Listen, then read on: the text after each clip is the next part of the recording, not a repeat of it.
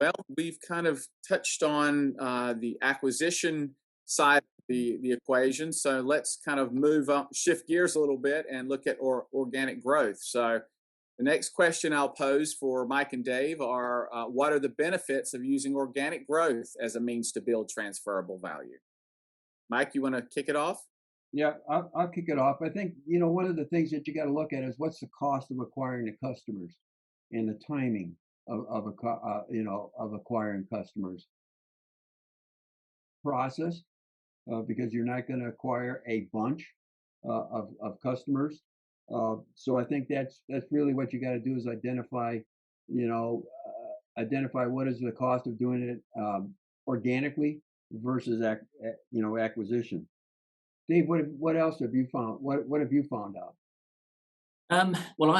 I've kind of been on both sides of the fence because in the UK I built an accountancy practice over 20 plus years. So I've had the organic growth route, and I've now in Raleigh here bought a fast track accountancy business, and I can see the benefits of both. But from an organic growth point of view, what you do have is far greater control. You can scale it over time. Scale customer growth, scale management team growth, scale employee growth. You are in far much more control of that process. You can build the staff that you require with the culture that you want to install in them.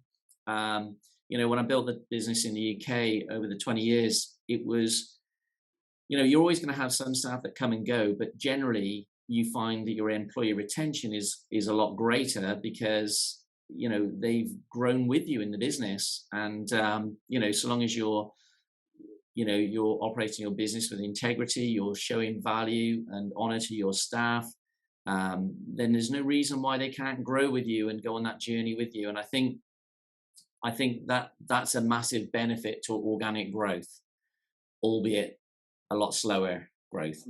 Well, at this time, we will open it up for questions around the question of organic growth. Hello, Alicia. I have a little question, but I don't know if it's exactly organic growth, so I apologize for that. But I was just reflecting on, I have a client that's recently conducted an acquisition, and and what he was clarifying is that how you structure the acquisition in terms of what it is that you're acquiring. Are you acquiring the staff? Are you acquiring the IP? Are you acquiring the customer list, etc.? And being mindful about those decisions.